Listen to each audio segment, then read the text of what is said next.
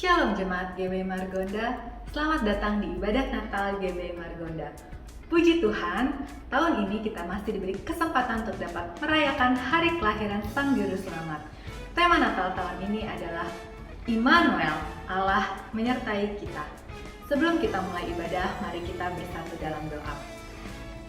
Bapa, kami ucap syukur Tuhan buat segala kasih karunia-Mu Bapa.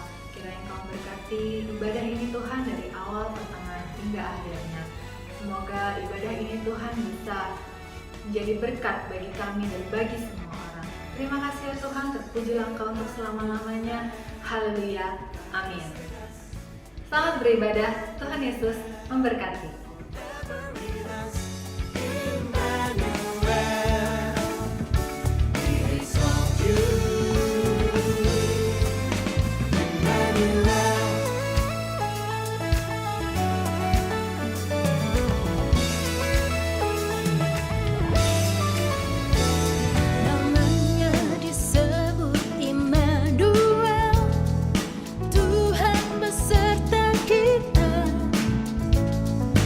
Yesus datang, selamatkanku, berikanku hidup kekal. Begitu besar kasih Bapa, hidupku telah ditebusnya. Ku percaya, ku bersuka, Yesus juru.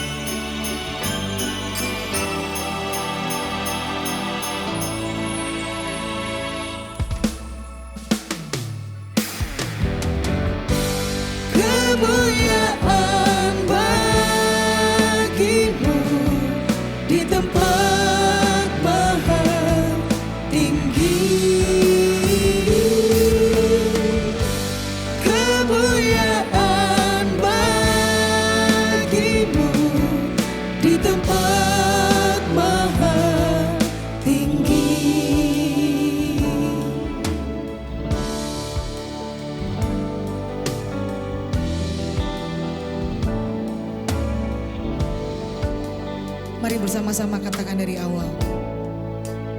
Oh Yesusku, Engkaulah Raja Damai. Kau turun ke dunia,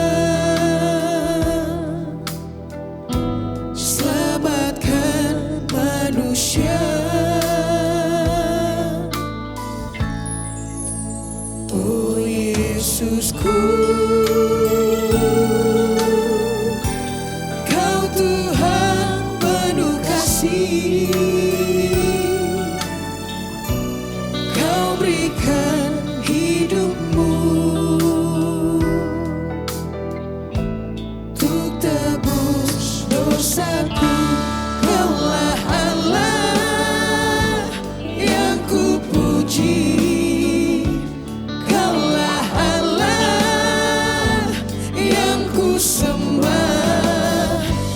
Kemuliaan bagimu di tempat maha tinggi. Kemuliaan bagimu di tempat maha tinggi. Mari bersama-sama katakan, oh Yesusku,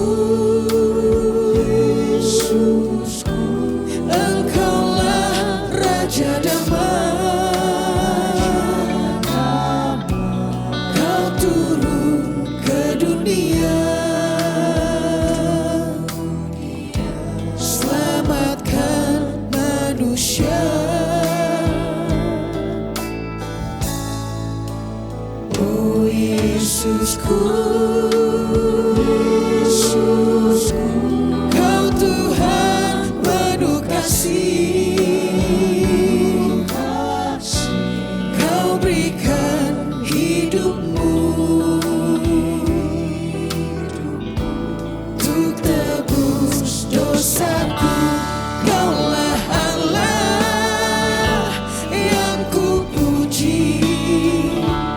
Kaulah Allah yang ku sembah. Kemuliaan bagimu di tempat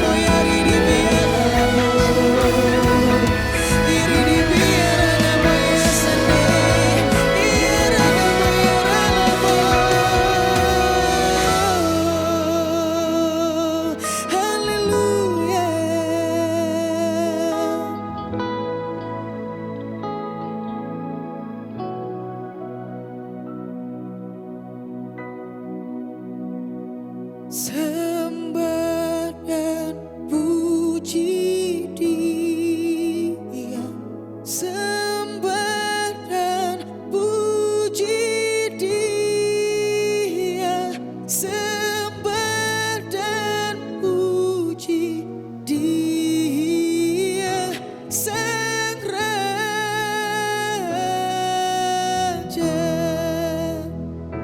Sembah dan puji Dia, sembah dan puji Dia, sembah dan puji Dia, Sang Raja.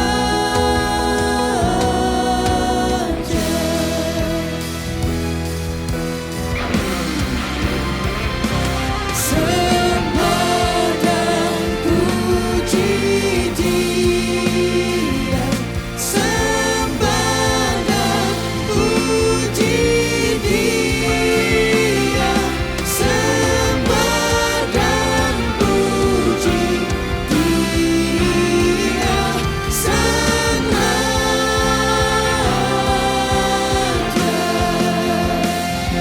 Sembah dan puji Dia, Sang Raja.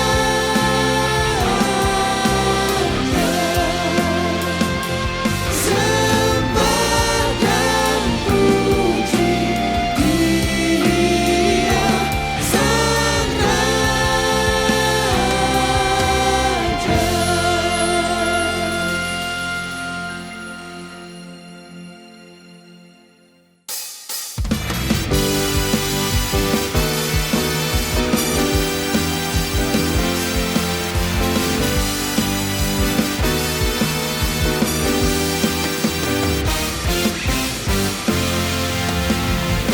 Tiba saatnya kami berkumpul bersatu dari segala suku dan bangsa,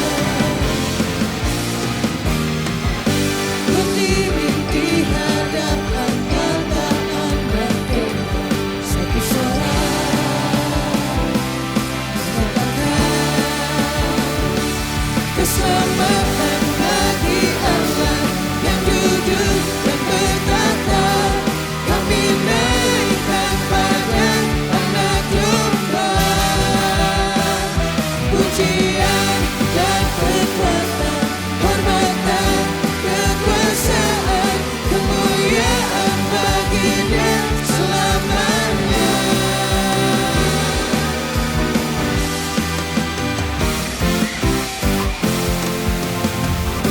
Tiba saatnya kami berkumpul bersatu dari segala suku dan bangsa,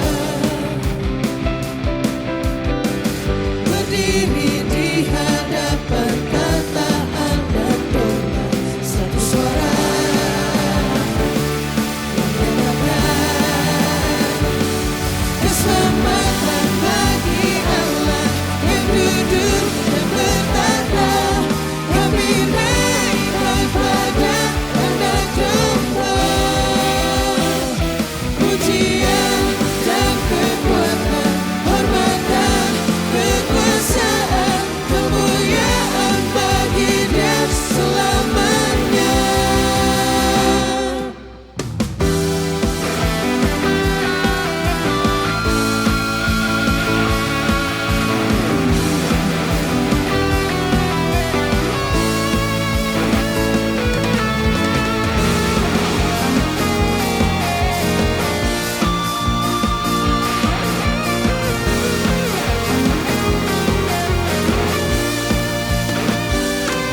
Selamatan bagi Allah yang duduk dan bertata.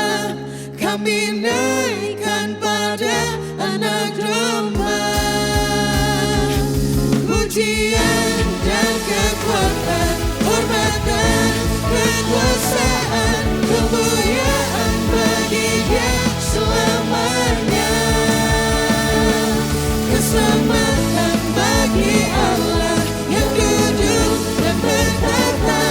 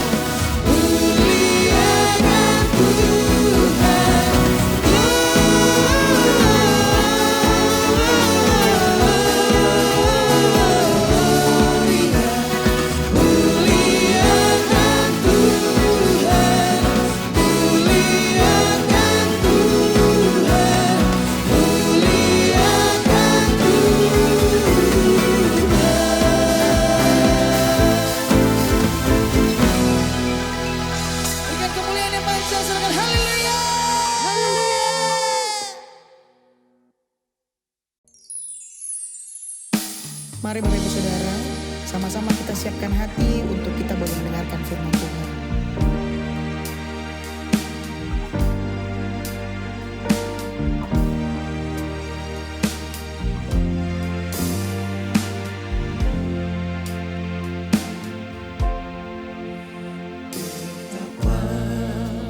Besar kasih-Mu Allahku, sehingga Kau berikan Yesus padaku, supaya aku tidak binasa, melainkan beroleh hidup yang kekal. Ku sembahkan, ku sembahkan Engkau yang layak untuk ku sembah. Ku sembahkan, ku sembahkan Engkau yang layak untuk ku sembah.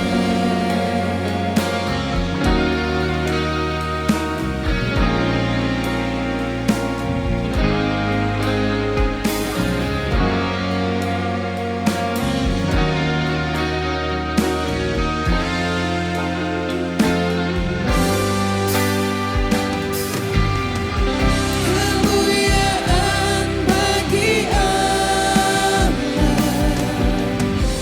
di tempat yang maha tinggi. Kemuliaan bagi Yesus, Tuhan yang memerintah atas segalanya, Raja segala raja.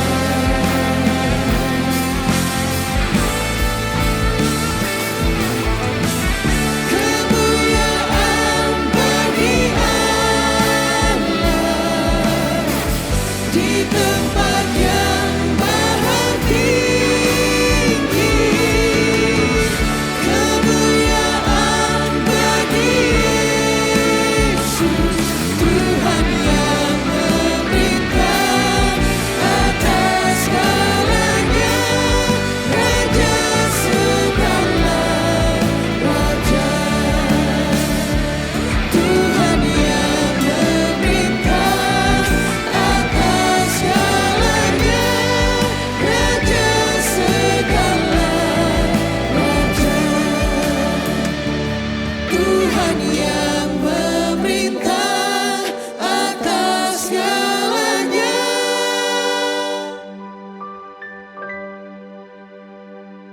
Raja segala raja.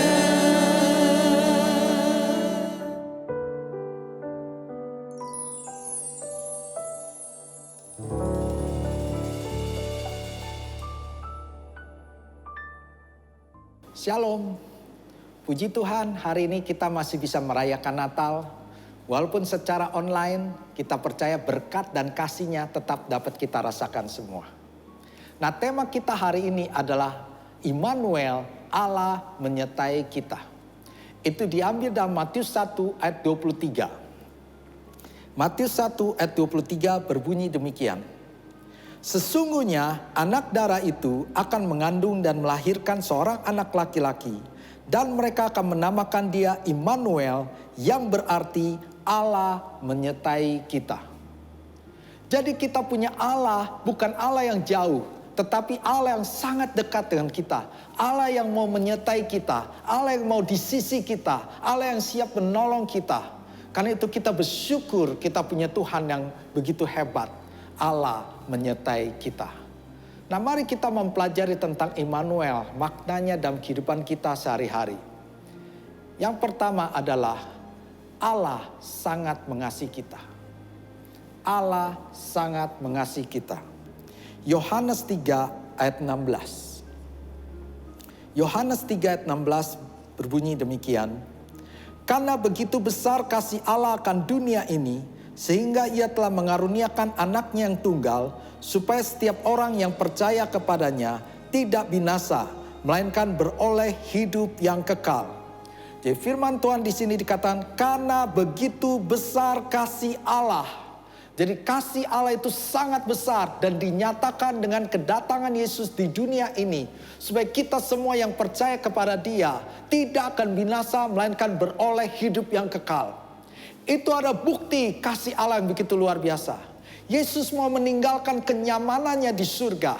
Yesus juga Allah yang maha kuasa, tetapi dia mau membatasi dirinya menjadi manusia sama seperti saudara dan saya. Dia sangat mengasihi kita. Bahkan kasihnya dinyatakan dengan menjadikan kita semua menjadi anak-anaknya. Ketika kita menerima Yesus sebagai Tuhan dan Juru Selamat, maka kita diadopsi menjadi anak-anak Allah. Di dalam 1 Yohanes 3 ayat 1, 1 Yohanes 3 ayat 1 dikatakan, lihatlah betapa besarnya kasih yang dikaruniakan Bapa kepada kita, sehingga kita disebut anak-anak Allah, dan memang kita adalah anak-anak Allah. Karena itu dunia tidak mengenal kita, sebab dunia tidak mengenal Dia. Di sini sekali lagi dikatakan betapa besarnya kasih yang dikaruniakan Bapa kepada kita. Di situ ditulis sangat besar kasih Allah, sehingga kita dijadikan anak-anaknya. Mungkin ada pertanyaan demikian. Apakah Tuhan masih mau menjadikan saya anak? Sedangkan kehidupan saya seringkali jauh daripada Tuhan. Seringkali saya memberontak. Seringkali saya jatuh bangun dalam dosa. Apakah Tuhan masih mau menerima saya sebagai anaknya?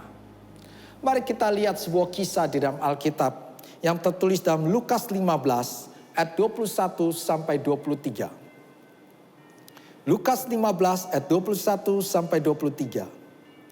Kata anak itu kepadanya, Bapa, aku telah berdosa terhadap sorga dan terhadap Bapa. Aku tidak layak lagi disebutkan anak Bapa. Tetapi ayah itu berkata kepada hamba-hambanya, lekaslah bawa kemari jubah yang terbaik, pakaikanlah itu kepadanya, dan kenakanlah cincin pada jarinya, dan sepatu pada kakinya. Dan diambillah anak lembu tambun itu, sembelihlah dia, dan marilah kita makan dan bersuka cita. Saudara tahu kisahnya tentang anak yang hilang. Anak yang bungsu meminta harta warisan pada waktunya belum tiba, karena ayahnya masih hidup. Setelah dia mengambil warisan daripada ayahnya, dia jual segala sesuatunya, pergi jauh dan meninggalkan ayahnya. Tetapi ketika ia mulai kehabisan uang dan dia mulai menyadari keadaannya, dia datang kembali kepada bapaknya. Tapi di situ Anda lihat di ayat 21. Bapa, aku telah berdosa terhadap sorga dan terhadap Bapa. Aku tidak layak lagi disebutkan anak Bapa. Anak bungsu ini datang kepada bapaknya. Dia hanya berharap dia bisa menjadi budak daripada bapaknya. Dia tidak berharap dia bisa diangkat menjadi anak kembali. Tapi saudara membaca kisah ini, ternyata sang bapaknya mengasihi anaknya. Dan dia menerima anaknya apa adanya. Itulah kasih Tuhan, di mana kita dijadikan anaknya. Mungkin saat ini Anda pun hidup dalam dosa. Mungkin saat ini Anda pun jauh daripada Tuhan. Tapi ketika Anda datang kepada Tuhan, Dia akan menjadikan engkau anaknya. Karena Dia sangat mengasihi saudara semua. Saudara, saya mau menunjukkan perbedaan antara anak dan juga budak. Anaknya datang pada bapaknya, dia katakan jadikanlah aku budak. Tetapi bapaknya tetap menjadikan dia anak. Ada perbedaan antara anak dan budak. Perbedaan pertama yang bisa kita lihat, anak bisa mendatangi bapaknya setiap saat, sedangkan budak tidak. Kalau seorang anak, dia ingin bertemu dengan papanya, setiap saat dia bisa ketemu dengan papanya. Di tengah-tengah kesibukan papanya, dia tetap bisa datang. Dia bisa berbincang-bincang dengan dekat karena dia anaknya. Tapi kalau seorang budak, belum tentu bisa berbincang-bincang dengan tuannya. Belum tentu bisa dekat dengan tuannya. Ketika tuannya sibuk, belum tentu tuannya mau bertemu dengan budaknya. Jadi ada perbedaan antara anak dan budak. Dan kita dijadikan anak. Karena itu setiap saat kita bisa datang kepada Tuhan. Setiap waktu kita bisa datang kepada Tuhan. Kalau kita ingin bertemu dengan seseorang di dunia ini, kadang-kadang membutuhkan protokol-protokol. Kadang-kadang membutuhkan janji terlebih dahulu. Tetapi ketika kita datang kepada Yesus, setiap saat Dia ada. Dia siap mendengar keluhan kita. Dia siap mendengar doa kita. Dia siap mendengar segala keluh kesah kita. Dia sangat ingin dekat dengan kita. Dan Dia siap mendengar.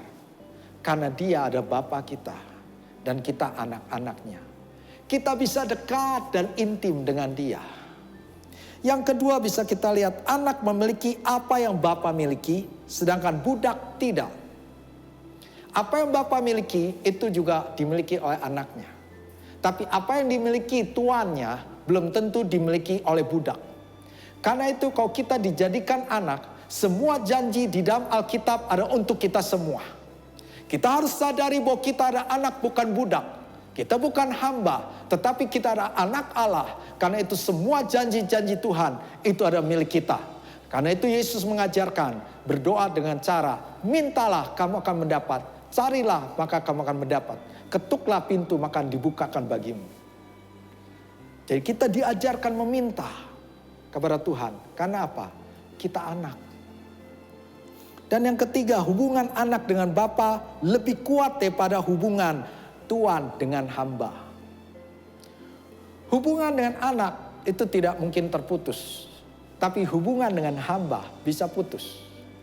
Seorang tuan jika memiliki hamba yang melakukan kesalahan demi kesalahan, tuannya bisa mengusir hamba tersebut dan menggantikan dengan hamba yang lain.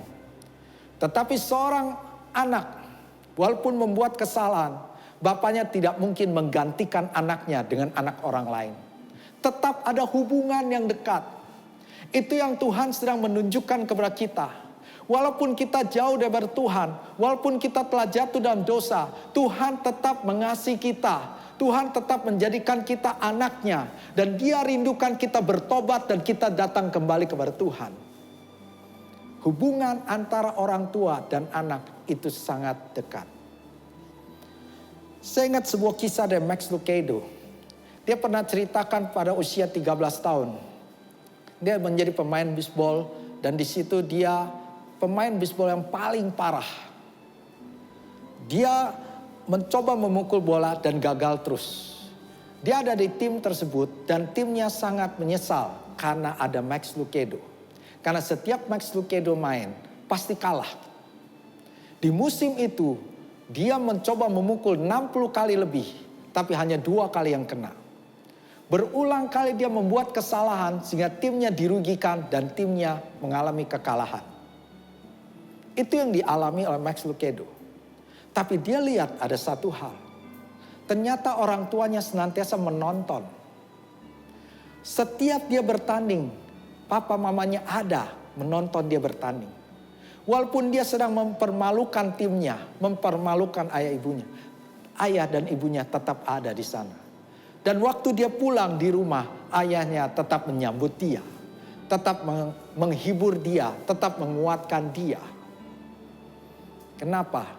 Karena ada hubungan yang dekat antara ayah dan anak. Hubungan ayah dan anak tidak bisa diputuskan dengan permainan jelek daripada Max Lucado. Demikian juga kita. Allah sangat mengasihi kita.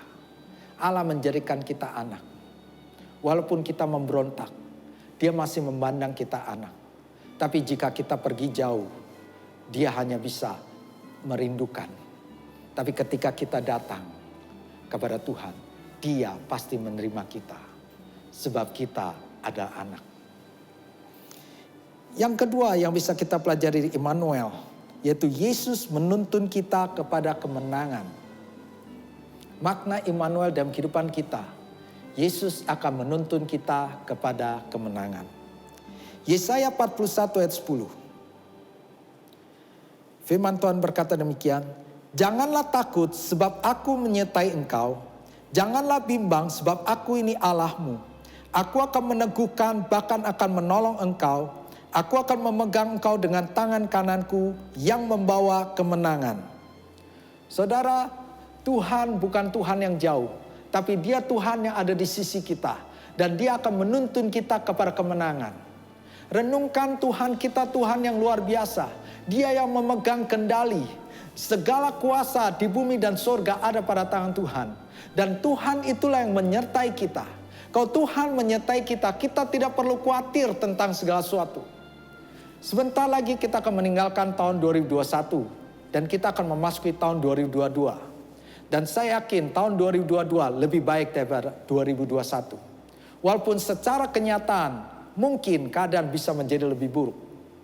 Belum kita mendengar ada varian Omikron, kita mendengar goncangan ekonomi dan sebagainya. Tapi apapun yang terjadi, jika Allah yang memegang kendali, Allah yang berkuasa itu menyertai kita, maka kita aman. Maka kita akan beroleh kemenangan demi kemenangan. Itulah Tuhan yang sangat dekat dengan kita dan menuntun kita pada kemenangan. Saudara lihat di dalam Alkitab, satu kali murid-muridnya sedang berlayar ke seberang dan Yesus sedang tertidur. Maka tiba-tiba ada gelombang datang dan kapal itu diombang sana, diombang sini. Dan Yesus dibangunkan. Dan waktu Yesus bangun, Yesus hanya berkata, diam, tenanglah. Dan tiba-tiba badai menjadi tenang. Artinya Tuhan yang pegang kendali. Mungkin hari-hari ini engkau sedang digoncangkan. Dan Anda digoncangkan baik ekonomi, pekerjaan, keluarga, dan sebagainya. Jika Allah ada beserta dengan kita, Dia hanya berkata, diam dan tenanglah. Maka kita bisa rasakan damai daripada Tuhan. Bahkan jika kita mengalami kegagalan, Tuhan tetap akan menolong kita. Saudara ingat Petrus, satu waktu dia berkata kepada Yesus, jika engkau Tuhan suruh aku berjalan di atas air. Dan Petrus mulai berjalan di atas air. Tapi di tengah jalan, karena dia merasakan angin, dia lupakan firman Tuhan, dia lupa memandang kepada Tuhan, sehingga dia mulai tenggelam. Dan saat itulah tangan Tuhan memegang Petrus, mengangkat Petrus kembali dan bersama-sama masuk ke dalam perahu. Mungkin kita mengalami kegagalan, tapi tangannya akan memegang kita, mengangkat kita kepada kemenangan. Tidak ada yang mustahil di dalam Tuhan. Bagian kita ada percaya. Dia menyertai kita. Saya akan akhiri khotbah saya dengan sebuah kisah. Ada seorang pendeta muda yang diutus ke sebuah gereja yang besar. Tapi gereja itu gereja tua. Sudah lama ditinggali oleh jemaatnya dan gereja itu tidak terawat. Maka pendeta yang masih muda ini berusaha untuk memperbaikinya dan untuk menjangkau jiwa-jiwa kembali. Di bulan Oktober 1948, dia bersama istrinya mencoba memunggari daripada gereja ini. Dia mulai mengecat, dia mulai memperbaiki apa yang bisa. Sedikit demi sedikit, hanya mulai baik kembali. Tapi sayang, 2 hari sebelum Natal, ternyata badai datang. Atap di altar tersebut itu roboh. Dan sehingga air masuk dan melubangi daripada tembok di belakang altar. Dan hal ini membuat si pendeta muda ini bersedih. Karena jerih lelahnya 2 bulan sepertinya sia-sia. Tapi dia tetap punya keyakinan Allah turut bekerja untuk mendatangkan kebaikan. Karena itulah dia mencoba mencari sesuatu untuk menutupi lubang. Dan dia bersama istrinya pergi ke tempat pelelangan. Dia melihat barang-barang di sana. Disitulah dia menemukan taplak meja yang cukup besar. Yang di pinggirnya dihiasi oleh warna emas dan gading. Dan taplak itu bagus, walaupun bekas. Sehingga dibelilah taplak tersebut dan dibawa ke gereja. Ketika hendak memasangnya di tembok yang berlubang, maka pendeta itu menemukan ada seorang ibu yang sedang menantikan bis di halte. Maka pendeta itu mengajak ibu tua itu untuk ke gereja supaya ibu ini bisa berteduh. Karena masih 1,5 jam lagi bis itu baru datang. Berbincang-bincanglah pendeta muda ini dengan ibu tua ini. Ibu tua ini cerita bahwa dia dari Wina, Austria. Dan dia sempat mengungsi ke Switzerland. Dan kali ini dia tinggal di kota sebelah dari kota ini. Dan kedatangannya dia ke tempat ini ada untuk bekerja. Karena dia mencoba melamar menjadi pengasuh anak dalam satu keluarga. Disebutkan nama keluarga tersebut. Dan pendeta ini mengenal keluarga tersebut. Tapi sayang, kata ibu tua ini. Karena bahasa Inggris saya kurang bagus. Saya ditolak. Dan saat ini saya mau kembali lagi ke rumah saya. Lalu pendeta ini, ya mungkin Tuhan punya rencana yang indah buat ibu. Berdoalah. Maka ibu ini mulai berdoa. Dan pendeta ini mulai memasang taplak di lubang tembok di altar. Setelah ibu ini berdoa selesai, ibu ini mulai melihat dari taplak tersebut. Dan dia berkata, itu ada taplak saya. Saya sangat kenal dengan taplak ini. Karena ketika waktu saya dan suami saya masih satu rumah dulu. Waktu belum terjadi peperangan. Kami seringkali di acara-acara khusus, saya pasti mengeluarkan taplak ini. Untuk perjamuan. Dan dia menunjukkan salah satu inisial di belakang taplak. Itu nama saya. Dan pendeta ini katakan, Bu, kalau ini memang milik ibu, ibu bawa pulang saja. Tapi ibu tua ini katakan enggak. Sekarang saya nggak perlu. Gereja ini lebih memerlukan. Biarlah taplak ini terpasang di tembok. Lalu setelah 1,5 jam, ibu ini mulai naik bis dan pulang ke rumahnya.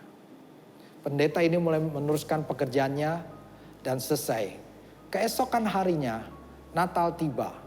Dan diadakanlah ibadah di mana hadirat Tuhan begitu luar biasa. Semua orang diberkati. Dan selesai ibadah, ada seorang bapak tua datang kepada pendeta muda ini. Bapak tua ini katakan, Pak Pendeta, saya diberkati dengan khotbah Bapak. Diberkati dengan ibadah di sini. Tapi saya juga melihat taplak yang di tembok di altar itu. Itu ada taplak istri saya. Saya tidak mungkin lupa. Saya dulu tinggal di Wina, Austria. Tapi karena peperangan saya pindah ke Switzerland. Tapi terpisah dengan istri saya. Saya tidak tahu lagi nasib istri saya. Waktu pendeta ini dengar, dia langsung kaget. Dan dia katakan, saya sepertinya ketemu dengan istri Bapak kemarin. Sebentar saya coba hubungi keluarga. Karena istri Bapak sebenarnya datang untuk bekerja pada satu keluarga. Tapi sayang bahasa Inggrisnya kurang bagus maka ditolak. Lalu pendeta ini menghubungi keluarga tersebut, tanya identitas ibu tersebut tinggal di mana, dan akhirnya diketahui alamat rumahnya.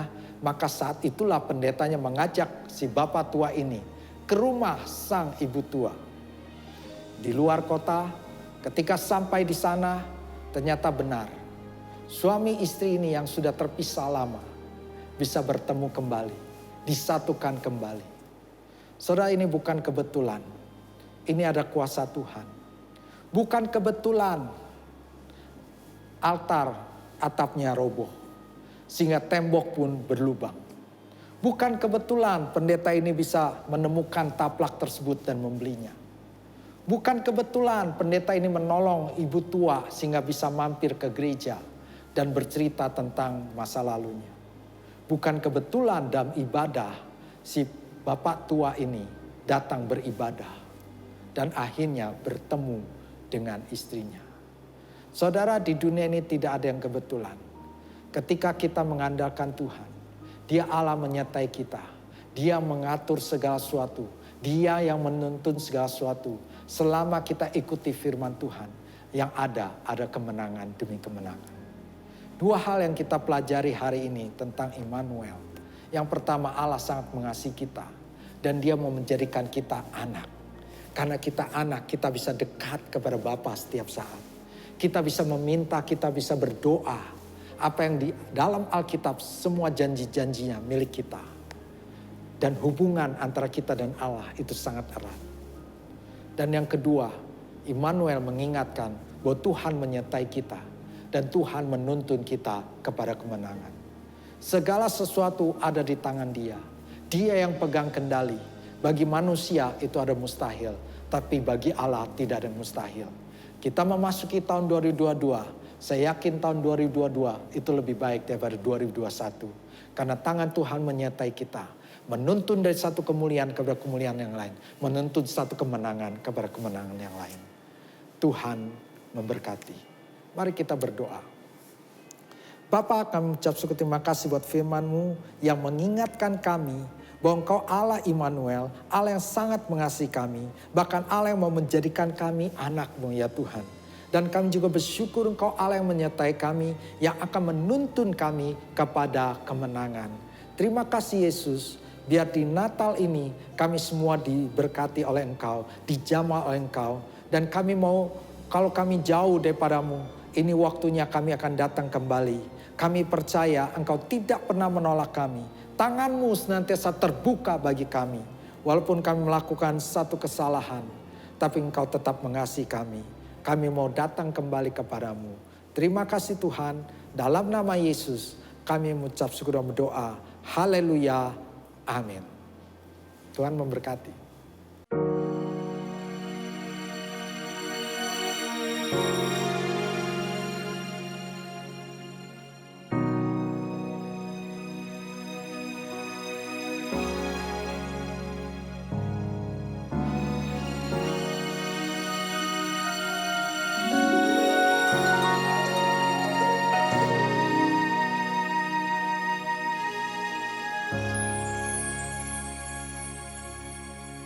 Holy night, the stars are brightly shining. It is the night over the Savior's birth. Lonely the world in sin and error pining, till He appeared and the soul fairly swore. A thrill of hope, the weary world rejoices, for yonder breaks a new and glorious morn. Fall on your knees. Oh, hear the angel voice say, oh, night divine.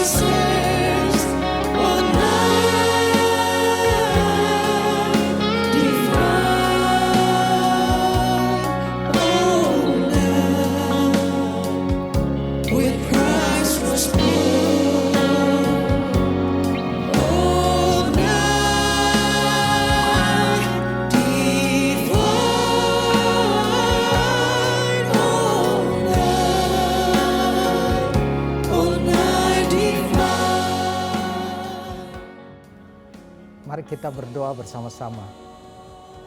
Bapa di surga, di hari Natal ini ya Tuhan, kami berdoa agar api yang kami nyalakan, ya menjadi api yang menerangi bumi ini ya Tuhan. Jadikan kami semua menjadi berkat-Mu, jadikan kami semua menjadi terang-Mu ya Tuhan. Sehingga kemanapun kami pergi, di situ terang-Mu ada, baik di rumah, baik di kantor, baik di tempat usaha, di kampus, di sekolah, semuanya ya Tuhan, bisa dipenuhi dan kemuliaan-Mu. Jadikanlah kami alat-Mu untuk menerangi dunia ini.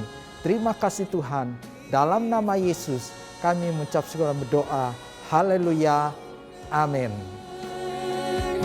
all night divine, all night divine,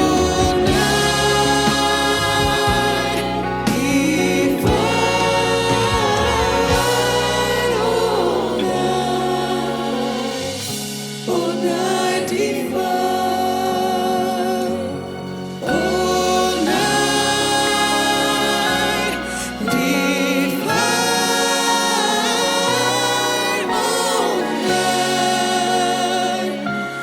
all night divine.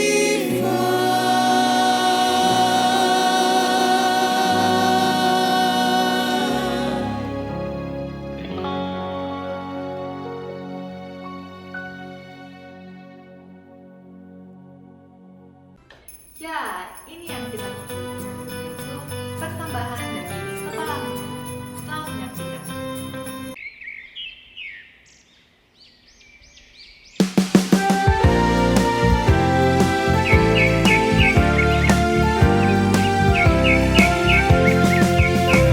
Burung pipit tidak menabur, tapi Tuhan beri makan.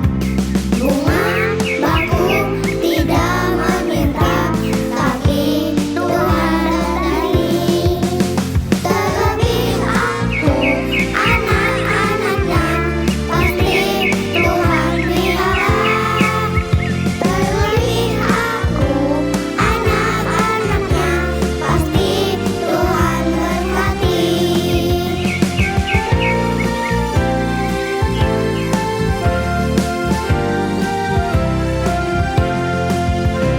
Burung pipit tidak menabur, tapi Tuhan beri makan.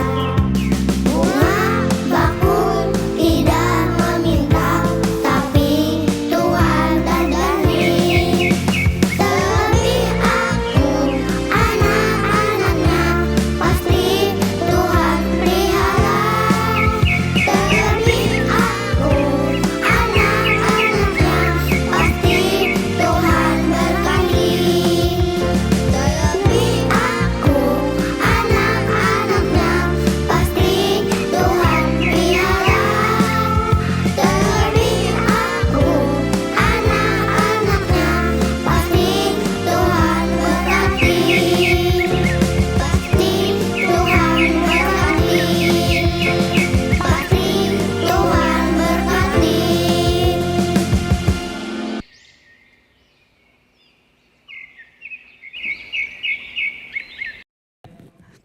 Atas nama GBI Margonda, kami mengucapkan terima kasih yang sebesar-besarnya buat adik-adik, begitu juga dengan pengurus panti tempat ini Bu Lydia dan Bapak.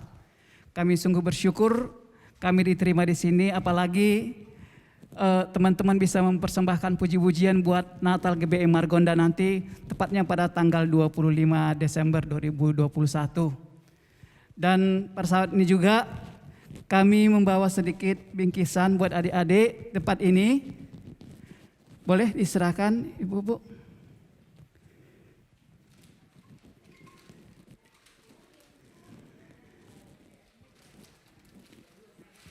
Jangan dilihat sedikit banyaknya Ibu, Bapak. Inilah merupakan ketulusan dari GBI Margonda dan kami mengucapkan terima kasih. Boleh diterima Bu, Pak. Dan ini juga ada sedikit, ini dari GBI Margonda, boleh? Terima kasih, biarlah apa yang kami berikan ini dapat berguna buat teman-teman di tempat ini. Biar Adik-adik juga semua tambah semangat, tambah sukacita, tambah sehat terus. Amin. Nah, itu aja. Jadi pada kesempatan ini juga kami mengucapkan selamat hari Natal buat kita semua. Biar Tuhan Yesus memberkati. Amin. Puji Tuhan, atas nama pribadi, keluarga dan juga Panti Asuhan Karena Doa, kami mengucapkan terima kasih yang tidak terhingga atas perhatian, ya, atas kunjungan di hari Natal ini dan kesempatan yang diberikan buat kami bisa turut serta dalam pelayanan perayaan Natal GBI Margonda. Mungkin tanggal 25 saya secara pribadi tidak bisa hadir, ya, tetapi belum terlambat atau bukan terlalu cepat kalau saya mengucapkan selamat hari Natal 2021. Tuhan Yesus kiranya memberkati GBI Margonda di tahun yang akan datang, terlebih maju lagi di dalam Tuhan, lebih berkarya dan bersinar untuk kemuliaan Tuhan. Tuhan Yesus memberkati. Puji Tuhan, ibadah Natal kita sudah selesai. Mari kita tutup dengan bersatu dalam doa. Terima kasih Tuhan buat ibadah Natal hari ini Tuhan. Kiranya Engkau memberkati kami semua ya Bapak. Kau berkati masing-masing dari kami ya Bapak. Yang sakit Kau sembuhkan, yang lemah Kau kuatkan Bapak. Kiranya sukacita dan damai sejahtera-Mu Tuhan hadir di setiap keluarga kami ya Bapak. Sebelum kita mengakhiri ibadah hari ini, kami rindu untuk mendapatkan berkat daripada Tuhan melalui hamba-Mu.